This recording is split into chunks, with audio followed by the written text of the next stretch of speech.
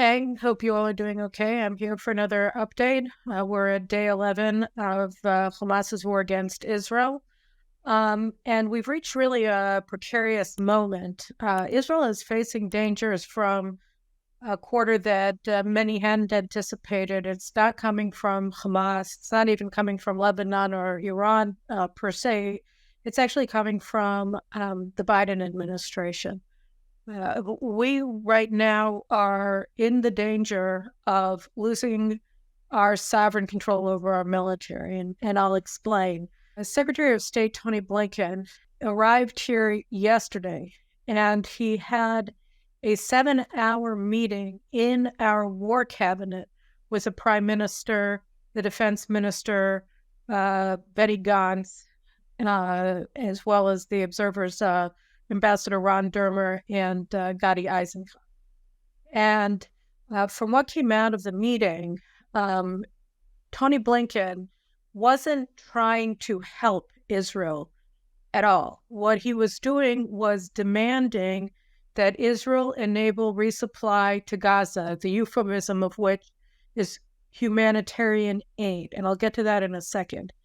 And Tony Blinken was threatening withholding American war material from Israel that we need, specifically things like bunker buster bombs and just the bombs, the normal ordnance for our jets, which are all American, and other things, including artillery shells. And unless Israel provides humanitarian aid, then they were also saying after. From my sources,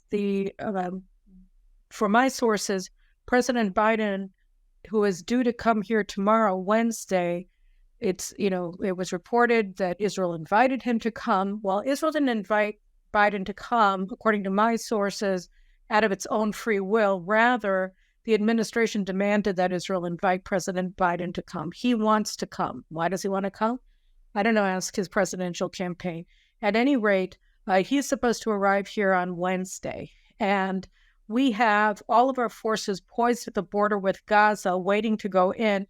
Yediot Ahronot published a report today saying that the battalion commanders and the brigade commanders in the Southern Command, the people who are actually going to be carrying out the mission, started demanding to go in, and explained that both the readiness and morale of their troops in waiting to invade is becoming more and more difficult to maintain because of the prolonged wait. We're also losing the momentum that we had after the October 7th massacre by Hamas against our people. And, not to mention that the international media has already turned on Israel and is now acting as though while Hamas is holding more than 200 Israeli hostages in Gaza and torturing them and raping them and everything else that we know that they're doing there, all using them as human shields, including babies, right?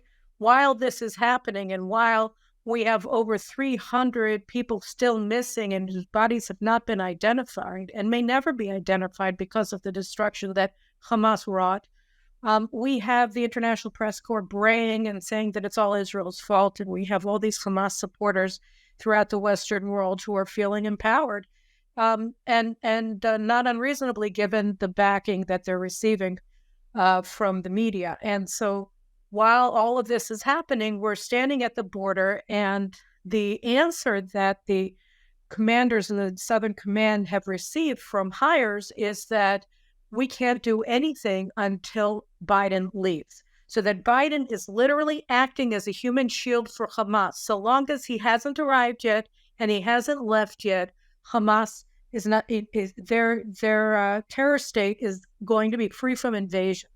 And this brings me back to the humanitarian aid thing. So while Blinken was sitting in the cabinet, he was demanding that Israel provide humanitarian aid to Gaza, and everybody's screaming about humanitarian aid.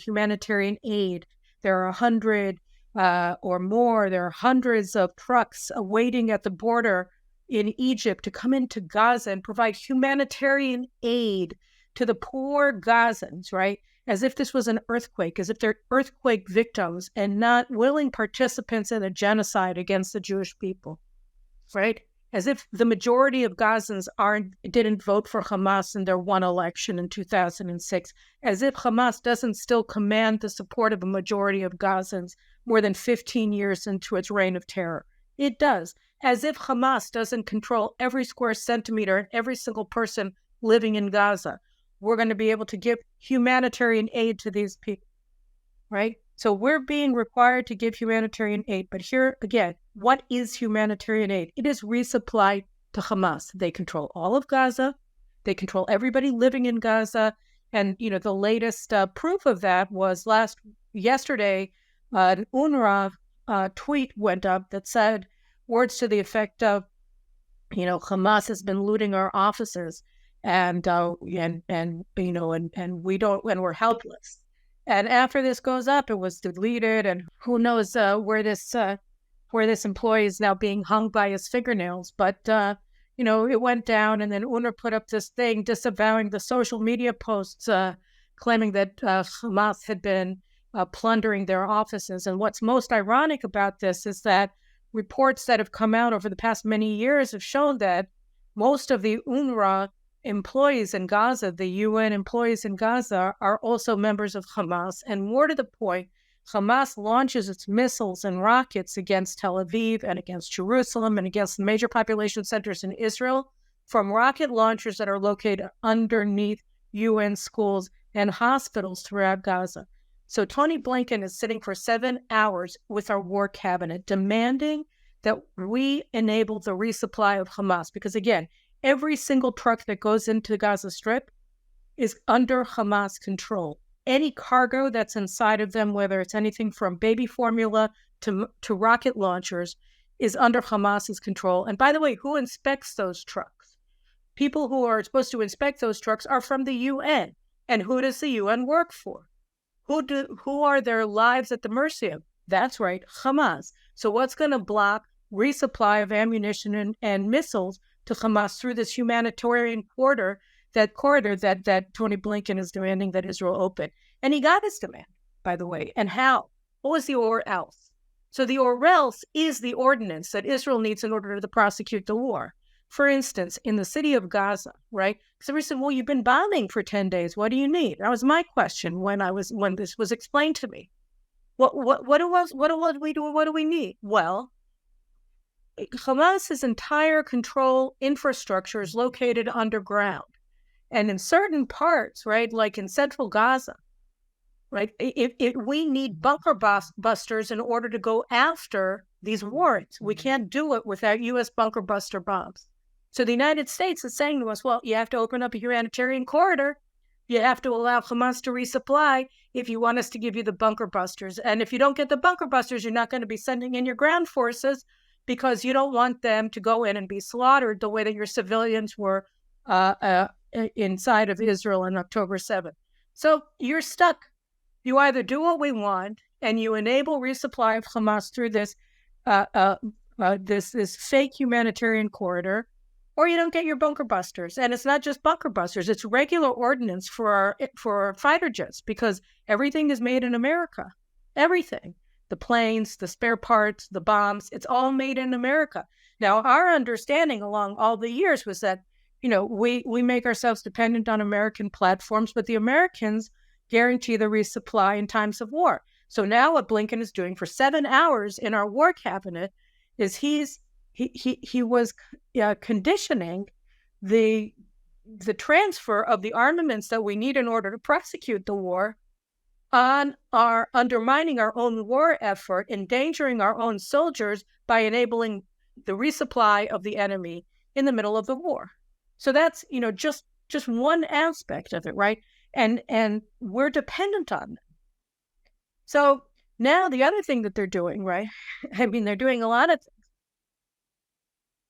Oh, and we're not allowed to target the missile launcher sites. That's the other thing. So, okay, listen, we'll give you the bombs, but you're not allowed to use them against the missile launching sites, the UNRWA schools, the hospitals. Hamas military headquarters has been for years located under Shifa Hospital. right? But we're not allowed to bomb the hospital because they claim that it's a hospital. When it's not a hospital, it's a military target. That's the command and control center of Hamas. And the Americans, no, you can't target hospitals. I don't know if you guys remember, but during Protective Edge in 2014, we had the same phenomenon. We were targeted from an UNRWA school that was being used as a missile launcher. We even had photographic evidence that they were shooting the missiles at Israel from the courtyard of this specific school. And so we bombed the school. And there was Jen Psaki, who's now at MSNBC, I think, and she was the White House spokesperson. And she gets up and starts condemning Israel for targeting civilian targets. Civilian targets. Okay? She attacked Israel for attacking civilian targets. And then not only did they condemn us, which was bad enough, right, and blaming us for the war crimes of Hamas, they also embargoed the supply of Hellfire missiles to the IDF. Now, what does that mean? Hellfire missiles are precision-guided missiles. So if we don't get Hellfire missiles, the only thing that the Obama administration was leaving us with were imprecise artillery, which is going to kill even more civilians. So leaving us in this trap, right? Because we either kill more civilians with the unsophisticated artillery shells that we had, or we don't kill anybody because we don't have Hellfire missiles and we're afraid of being attacked by the Obama administration. So the same policy precisely is what the Biden administration is enacting now, only the situation is much, much, much, much more dangerous than it was in 2014. So these are the kinds of things that the administration is doing. There's more. Everybody is saying, oh, well, these American carrier groups along in the Eastern Mediterranean, they're great because they're deterring Hezbollah. Maybe they're deterring Hezbollah. I don't know. We're being shelled from the north. We were a building in Metula, the border community, was bombed this morning. I haven't had a chance to look and see what the damage was, but I heard early reports that it was significant. They've killed a lot of soldiers. They've targeted our bases. But, that's not considered, that's considered underneath a sort of, whatever trigger wire it is for the United States to acknowledge if Hezbollah is bombing us. And the United States said that we're not allowed to open a war. Hezbollah has 150,000 missiles pointing in our direction. And the United States is saying that we're not allowed to open an operation to blunt that. Really, I mean, the amount of firepower directed against us is equivalent of a nuclear bomb. And the United States says, no, you can't take that out. Right? We're not going to support you if you do. So who's being deterred? Hezbollah is shelling us. And we're not taking preemptive action against this existential threat to Israel in the north. Now, what's going on here? So here I think it's really important to talk about what the United States has been doing here under the Biden administration, by the way, under the Obama administration also, right? So, for instance, when Biden came into office in 2021, he said immediately, I want to restore U.S. funding to the Palestinian Authority. Now, you're not allowed to because the Taylor Force Act was passed, and that says so long as the Palestinian Authority pays the salaries of terrorists jailed in Israeli prisons or gives pensions to their families, et cetera, American aid is not allowed to go to the Palestinian Authority. So Biden administration decided to disregard that, and they reinstated $500 million in annual funding to the Palestinian Authority, U.S. training Palestinian security services, U.S. arming Palestinian security services. Just like 2.5 weeks ago, we had this big incident where the United States was trying to force us to allow heavy weapons to go to Palestinian Authority forces in Judea and Samaria. And it was leaked to the media, and the government blocked it really at the last minute. And so, this is the American policy, to arm and to train PA forces who are acting and have always acted in open collusion and cooperation with Hamas. Just to give you an example, right? PA president, who Biden is going to meet with in Ramallah after he comes to Jerusalem tomorrow. And Biden keeps saying that he is the future. We need a Palestinian state. We need the Palestinian Authority so that our boys can be killed in Gaza and hand over Gaza to the Palestinian Authority. Abbas has refused to condemn what Hamas did on October 7th. He won't. He will not condemn it. The most he did was say, oh, I'm sorry or civilians on both sides should be protected. That's what he said. And after he said that, he was rewarded with a meeting with Blinken last week. Okay, they don't care. He's not even condemning Hamas. Why isn't he condemning Hamas? Because he's acting as Hamas's foreign ministry. Riyad Mansour, the PLO ambassador at the UN, he's sending letters to the Security Council accusing Israel of genocide. Genocide. It was the Hamas that carried out crimes against humanity that are crimes of genocide because they are charter-bound, convention-bound to annihilate the Jewish people. And look what they did. They annihilated at least 1,700 Jewish people. They have 200 more Jewish people in Gaza as captives and sex slaves and babies, right? This is what they're doing. That's genocide. Those are 13, 14, 18,000 secret acts of genocide. And Riyad Mansour, the PLO ambassador who enjoys warm relations with the State Department, he's accusing Israel of genocide and getting away with it. And Biden is rewarding his government by going and meeting with Mahmoud Abbas and upholding him as an option. So the United States reinstated funding to the Palestinian Authority. And just so you understand, it's illegal under American law to give aid to Hamas, which is designated foreign terrorist organization by the State Department. The State Department ombudsman, the Washington Free Beacon, reported it at the time. In 2021, they put out a report that said, look, restoration of assistance to the Palestinian Authority raises the distinct possibility that U.S. taxpayer funding is going to go to Hamas in Gaza because they control Gaza. And so all money is going to Gaza, just like all fake humanitarian aid going to Gaza is going to benefit Hamas. So that's what the State Department itself acknowledged in 2021.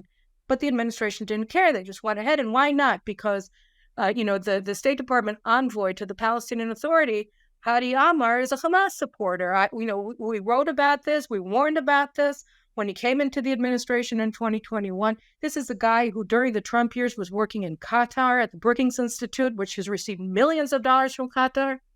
Qatar being, of course, Hamas, right? Qatar is a state sponsor of Hamas. The plans for the atrocities that were carried out on October 7th were finalized in Qatar because the entire Hamas leadership is located in Qatar. And rather than sanction Qatar, the Biden administration designated Qatar not as a state sponsor of terrorism, but as a major non-NATO ally. And Blinken went to Qatar, and now they're being so helpful, right? They're being so helpful. Hamas is a state sponsor in trying to help release American hostages being held by Hamas. So, that's Hamas. And what about Lebanon, that the United States is telling Israel that we can't defend against? So the United States, by its own admission, right, they give $236 million a year in military assistance to Lebanon. That the Lebanese armed forces are equipped by the U.S. military. They're trained by the U.S. military. The ISS, their intelligence organization as well. And not only that, but again, it arguably in contravention of U.S. law, because the LAF works with Hezbollah and is actually subordinate to Hezbollah, which controls Lebanon, right? But the United States insists that it's some sort of a quasi-independent force that can be trusted to bring stability to Lebanon, even though everybody knows this is a complete lie, right? So ISF, the intelligence service that the United States is funding, their main mission is to uncover Israeli spy rings. And they're very proud of the fact that over the past year, they've exposed 17 separate and secret Israeli spy rings operating in Lebanon. So the United States is Israel's principal ally, and here they are funding and training groups who are enemies of Israel, who are gathering intelligence against Israel, who are subordinate to Hezbollah, which controls them, right, and which is a Lebanese proxy. And I could go on and on and on, but I don't want to. I don't want to go on forever. But the point here is that the United States is funding and arming our enemies, the Palestinians, the Lebanese, and then they're telling us that we have to enable the resupply of Hamas, and we're not allowed to open up with a preemptive attack against Hezbollah, while they're shelling us and saying, well, no, they haven't crossed that line. They haven't crossed that line. When they cross that line, we're going to come in. And what does Biden say, right? In all of his public statements in 60 Minutes and his pro-Israel speech that he gave on October 8th, when he said all the people who are threatening Israel, right, all of you state and non-state actors, I have one word for you: don't. Well, where's the or else? What was the or else? What are you going to do? Because tomorrow, Wednesday, the UN sanctions that bar Iran from selling or purchasing ballistic missiles on the international market are set to expire. So starting tomorrow, October 18th, Iran is going to be able to purchase and sell as many ballistic missiles wherever it wants to, whoever it wants, at whatever price.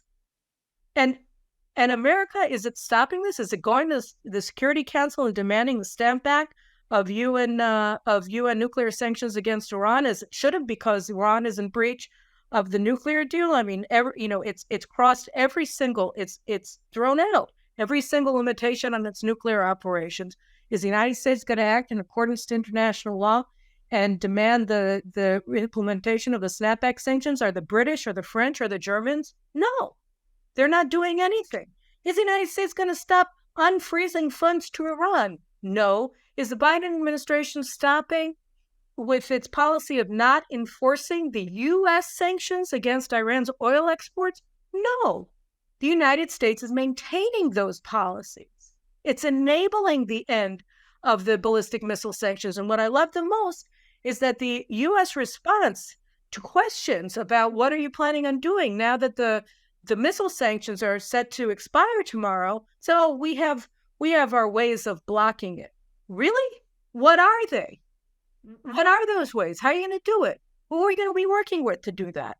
So in the middle of a war that Iran directed, sponsored, paid for, armed, the Americans are maintaining their policy of enabling Iran's empowerment and rise as a nuclear-armed regional hegemon. And one last thing, just so you know, this isn't just from a strategic perspective or a financial perspective. Okay, the United States is funding the Lebanese armed forces, the Lebanese the intelligence force, the ISF, right? And hobnobbing with all of these fake Lebanese generals who all work for Hezbollah, right? And where did the Hamas terrorists learn how to paraglide? You know, I read my friend Lee Smith's article about it in Tablet, where he cited the New York Times report that came out a couple of days ago, right, saying that the training of these Hamas terrorists in paragliding, right, they flew into Israel on these paragliders, right? Where'd they learn how to do that? In Lebanon. In Lebanon.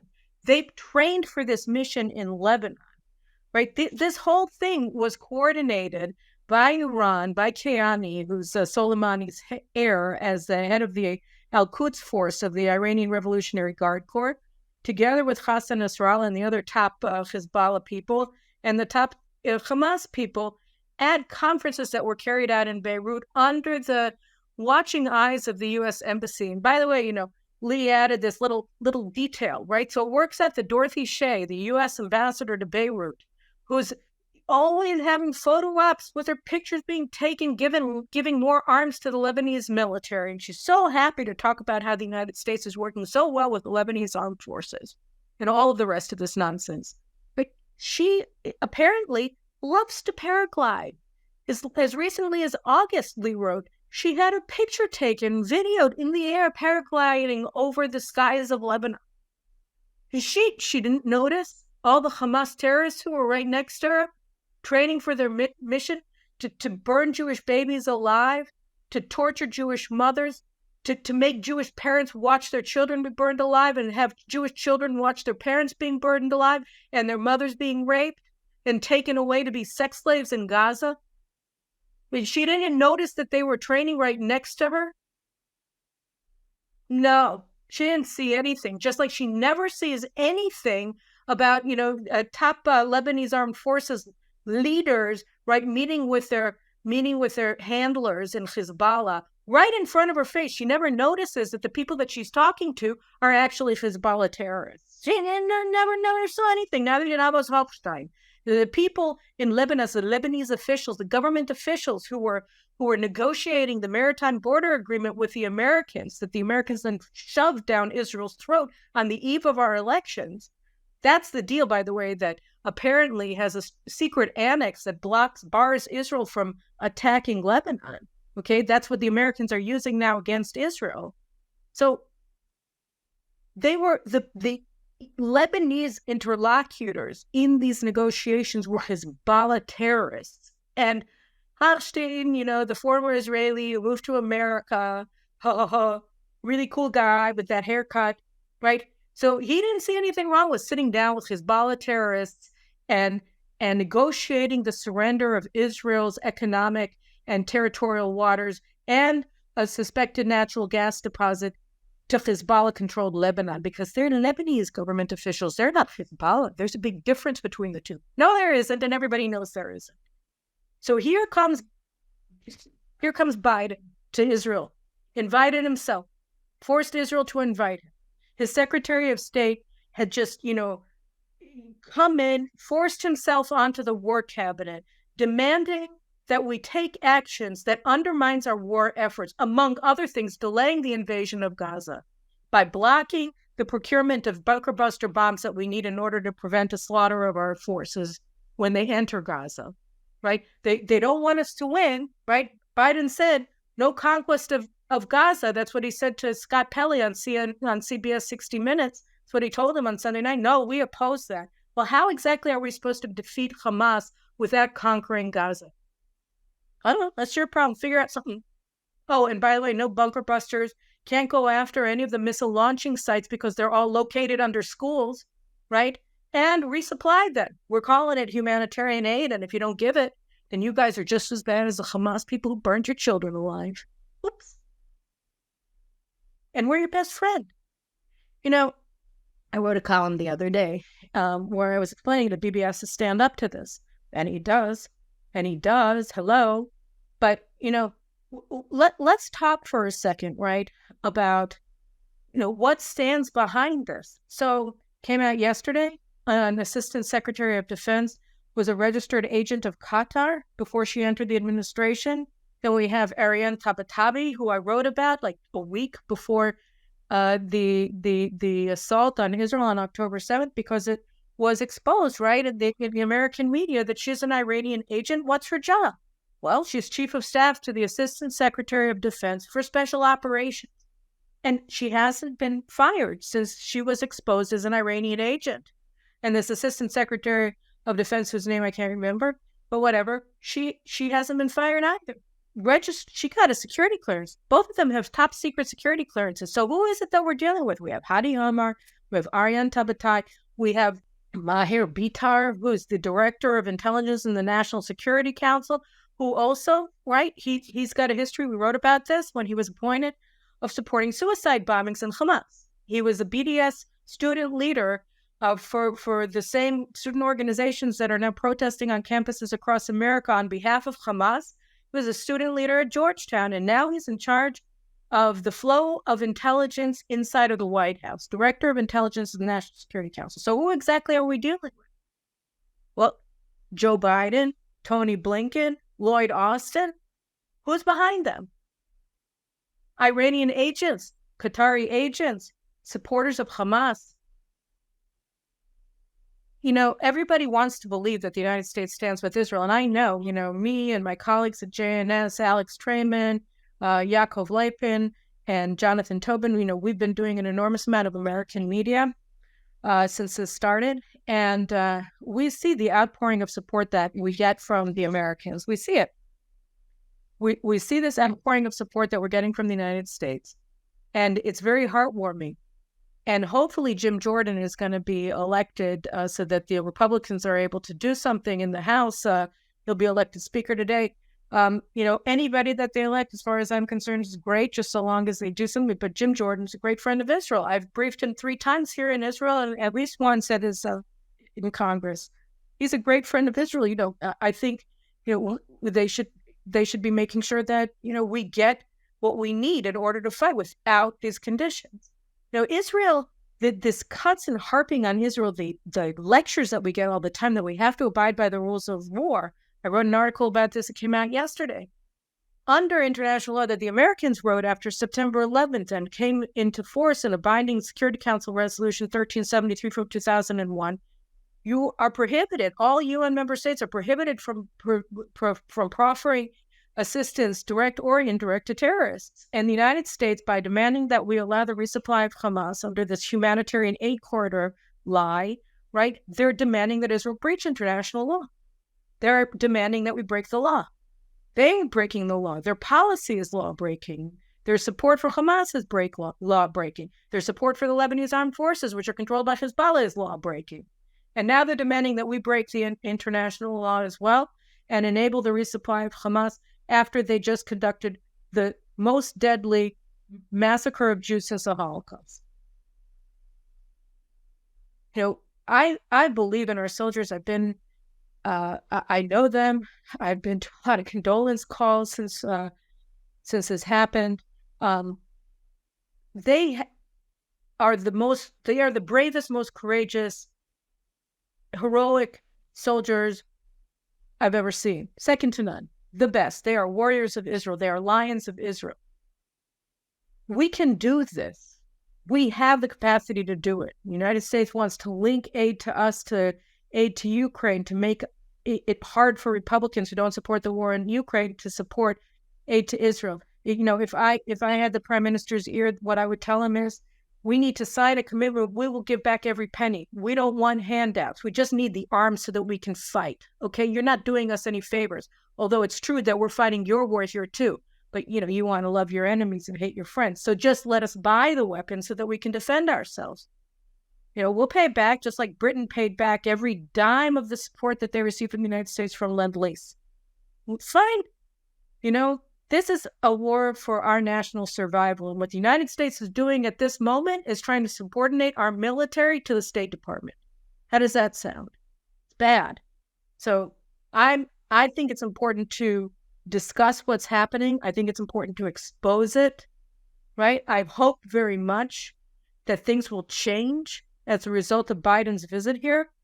I hope very much that he'll recognize that what is happening and his administration's continued support for Iran is devastating not only to Israel, but to the United States. I hope so.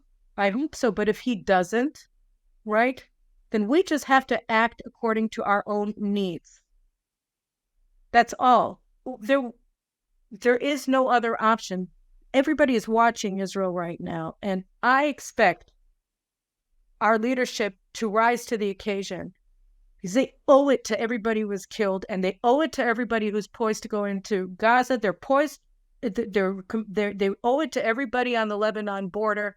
They owe it to us, and they owe it to Jewish history to rise to the occasion right now and stand up for Jewish freedom. So let's going from here out there. You know, it's important, it's imperative that everybody stand with Israel, and it's imperative that everybody tell the Biden administration, not just our leaders who probably spooked.